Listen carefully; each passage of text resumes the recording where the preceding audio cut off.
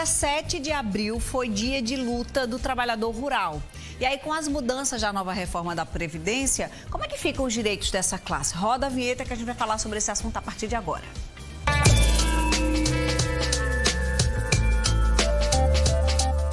Chegando por aqui já para conversar com a nossa colunista, a advogada Sheila Sodré, que trouxe para o papo especialista, também advogada em Direito Previdenciário, Caio Lucena. Sejam bem-vindos, boa tarde. Oi, Sheilinha.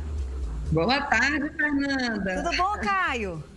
Boa tarde, Fernanda. Tudo bem? Tudo boa em tarde paz. A todos.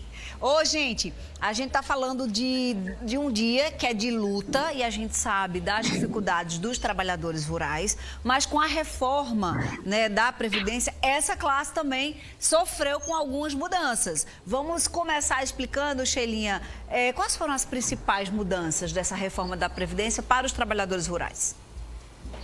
Pois é, Fernanda, eu passo a bola aí para o doutor Caio, por conta de ser uma área extremamente específica e que muitas vezes quando eu sou perguntado ou alguém aborda, é que muitas vezes tem a oportunidade de ter outros meios de previdência e eles ainda ficam na cabeça a exclusividade de que, não, qualquer dia desses o sindicato me dá um documento e eu posso me aposentar a qualquer momento.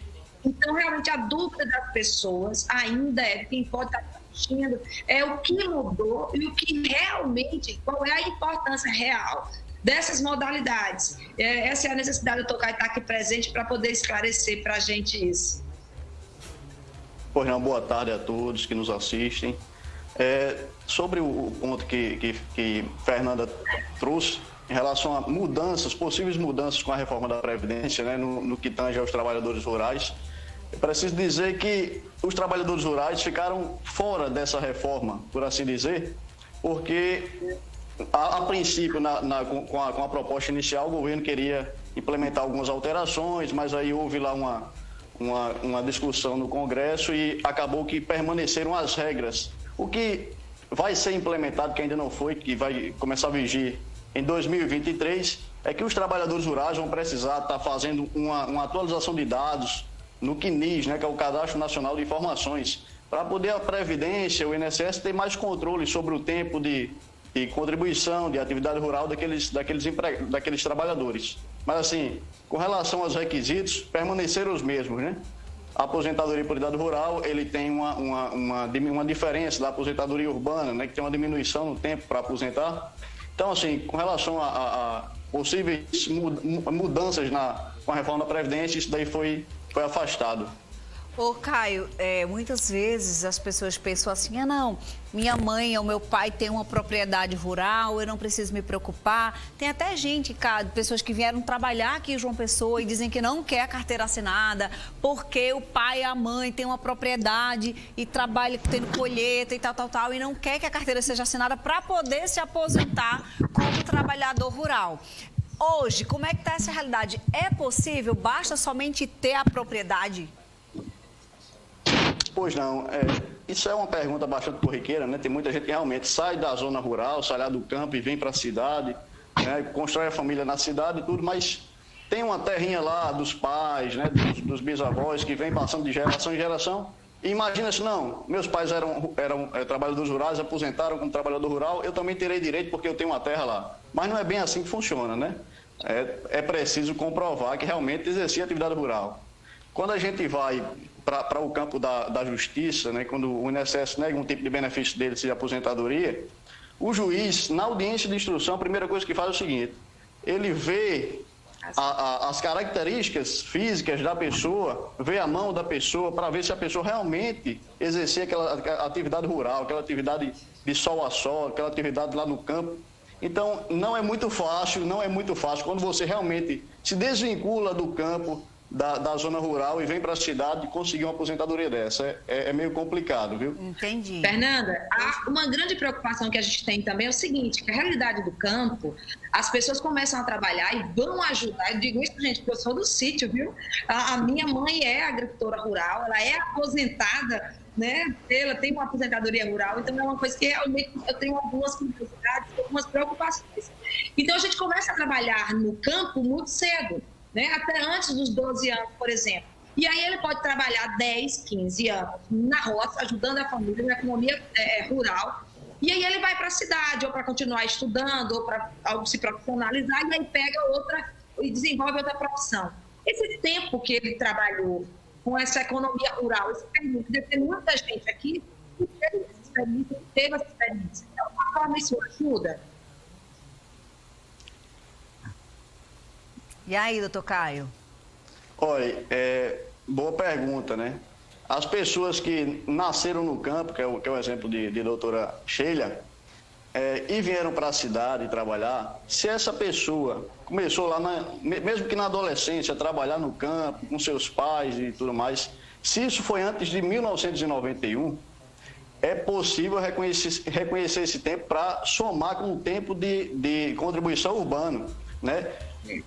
Perante o INSS só reconhece esse tempo rural a partir dos 14 anos de idade, porque a Constituição diz lá que é proibido ao menor de 14 anos trabalhar, a não ser na condição de aprendiz, né? É proibido ao menor de 18, mas a partir dos 14 na condição de aprendiz. Aí o INSS, lançando mão desse preceito constitucional, dessa norma, só reconhece a partir dos 14 anos. Por outro lado, a jurisprudência, né, vem entendendo aí, o STJ vem entendendo que a partir dos 12 anos já é possível reconhecer a atividade rural, tá bom? Então, esse tempo que as pessoas laboraram lá como trabalhador rural, desde os 12 anos, na justiça é possível reconhecer e levar para a contagem do tempo de contribuição, somando com a contagem urbana. Chegou pergunta aqui, Sheilinha, vamos ajudar o nosso telespectador, que diz o seguinte, vou ler aqui. Ele e a esposa venderam a colheita, né, como produto, na verdade, para as cooperativas. Eles querem saber se eles têm direito à aposentadoria rural, se isso se torna prática, né? Eles pegam a colheita e vendem para uma cooperativa. Pois bem, essas pessoas aí que trabalham vendendo a produção, né, a produção familiar lá para cooperativas, essas pessoas são trabalhadores rurais, são enquadrados como trabalhadores rurais, né? Se elas vivem no campo, a subsistência da família é da terra ali, do que eles cultivam, do que eles plantam, as pessoas vendem o produto para cooperativas, é perfeitamente possível enquadrá-los como trabalhador rural. E esse tempo aí é considerado tempo de contribuição rural. Caio falou sobre idade no início aqui de alguma das respostas e chegou uma pergunta justamente sobre idade. Ele diz que ele é trabalhador rural, que ele tem 45 anos e ele quer saber qual é a idade mínima para que ele possa pensar na aposentadoria. Pois bem, a idade mínima para o homem trabalhador rural para aposentar, né, a aposentadoria por idade rural é de 60 anos de idade para o homem.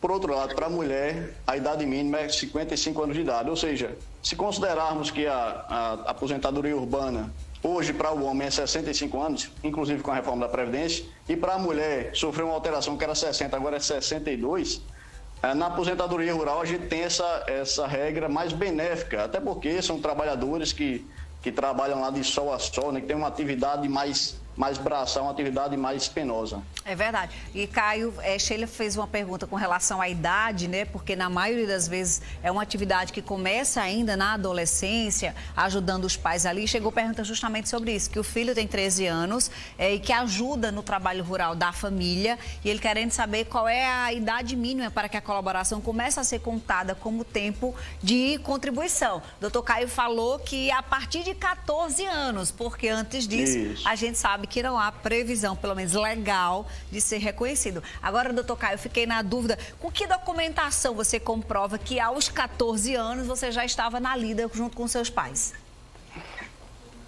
Pois não. É bom a gente fazer um adendo. Quando eu disse lá, eu mencionei 14 anos, isso é perante o INSS, né, de maneira administrativa. Quando a gente fala perante a justiça, né, a jurisprudência já vem reconhecendo que a partir dos 12 pode ser contado como tempo de contribuição, né? Então, é isso daí, a partir dos 12 pode ser contado como tempo de contribuição. Para comprovar, o que é que a gente faz para comprovar a atividade rural, né? Assim, tem uma lista de documentos que o INSS até tem lá no site. Na IN, é o seguinte, são diversos os documentos, são vários documentos, inclusive também pode ser comprovado através de testemunha, desde que tenha início de prova material. O que é início de prova material? Tem que ter alguns documentos e somado a prova testemunhal, né? Então, eu vou listar aqui alguns documentos para a gente poder ter uma ideia, né? Contrato de trabalho para os trabalhadores rurais que são empregados, né? Porque tem essa modalidade de trabalhador rural, o empregado trabalha numa fazenda lá, né, como vaqueiro, ou então como agricultor, para um determinado fazendeiro, ele é trabalhador rural e empregado. Então, um contrato de trabalho, uma CTPS assinada, né? Para os trabalhadores rurais, que são os chamados segurados especiais, né, esses não precisam contribuir, é bom mencionar, não precisam contribuir para a Previdência, e mesmo assim, comprovando só o tempo rural, eles conseguem a aposentadoria por idade, né? Então, eu vou listar uns documentos aqui. Contrato de arrendamento, né, da terra, parceria ou comodato da terra, né, no nome daquela pessoa que está pleiteando a aposentadoria. Registro do imóvel rural, no nome da pessoa, dos familiares, dos pais, dos bisavós e assim por diante. Bloco de notas da produção do trabalhador rural, se ele tiver alguma anotação nesse sentido, né? Notas fiscais de mercadorias que ele produz e vende para empresas, vende para cooperativas, etc. Certidão de casamento, onde consta lá no registro do cartório a profissão da pessoa, a profissão dos pais, né? Isso daí também é importante no trabalhador rural. Título de eleitor, às vezes tem um cadastro lá no TRE que diz a profissão, aí tem lá a profissão trabalhador rural, então, né, alguma coisa nesse sentido. Certidão de nascimento, que consta o nome dos pais e a profissão dos pais como trabalhador rural.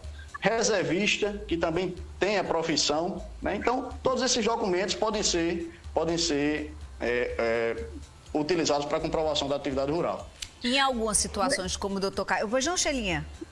Nada a ver, porque eu fico preocupada, porque a nossa realidade do campo, eu tenho certeza para quem está nos assistindo, é de que a realidade, por exemplo, ele mencionou muito bem uma modalidade que é do CLTista. Quantos vaqueiros nós não temos ainda pelo nosso sertão, né, da Paraíba? Quantas pessoas que trabalham em sítios, né, que têm essa atividade mesmo, ele trabalha, ganha um salário mínimo e aí vai, e não tem nada disso registrado mesmo. Você não tem, acaba tendo uma proximidade com o empregador e acaba não tendo documento, não tem carteira assinada, né? É aquela história, a testemunha é uma prova extremamente importante nessas relações. Essa relação, aí eu pergunto, essa relação antes de você ir para o INSS, porque olha bem, quem está nos assistindo ou quem está nos assistindo, que vai indicar isso, que vai mandar isso para outras pessoas, que vai fazer esse alerta, ele tem que ter uma ideia do que fazer, né, a princípio, que tipo de documento ele já pode pedir para o patrão, o próprio patrão, que há muito tempo quer organizar e não se organiza nessa situação. O que pode ser feito agora? Porque a minha preocupação é porque eu conheço a realidade realmente do nosso sertanejo, que acaba muito nessa via informal. Exatamente, isso é uma situação bem sensível, né? Quando se fala em comprovar a atividade rural, é uma situação bem sensível, mas assim, a princípio, tentar angariar o máximo de documentos possíveis, né? Se não tiver documentos, aí realmente vai ficar a única prova aí possível vai ser as testemunhas, que são imprescindíveis para uma situação dessa, onde não há documentos, né? O primeiro passo de uma pessoa dessa, quando atinge a idade para aposentar, para um trabalhador rural, no caso do homem 60 anos de idade, no caso da mulher 55, né? Tendo pelo menos 15 anos de atividade rural comprovada, o que é que vai ser? Vai se dirigir a uma agência do INSS, fazer um requerimento de aposentadoria, juntar os documentos que ele dispõe e dizer lá também que, se os documentos não forem suficientes, que sejam apresentadas testemunhas para a oitiva, né?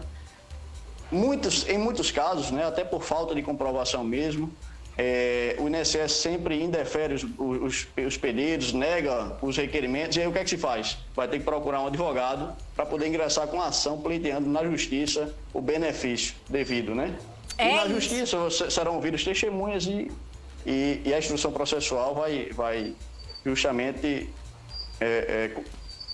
comprovar isso daí, né? É isso, muitas vezes é isso que eu ia falar antes de ceder a Sheilinha, que muitas vezes é necessária a figura do advogado, do profissional advogado, para fazer valer o seu direito. Eu quero agradecer muito a presença do Caio. O Instagram do Dr. Caio é Caio, letra D, né? Lucena Isso. ADV. E o de Sheila, @Sheila_Sodré. Dr. Caio, muito obrigada pelas contribuições aqui ao vivo, viu? Um abraço para você, boa semana. Eu quem agradeço, foi um prazer e me coloco à disposição. Viu? Sheilinha, cheiro pra tu, viu? Beijo, querida. Venha-se embora tomar um cafezinho comigo aqui no estúdio semana que vem. Vamos embora. Beijo pra vocês dois, boa semana. Gente, quem tem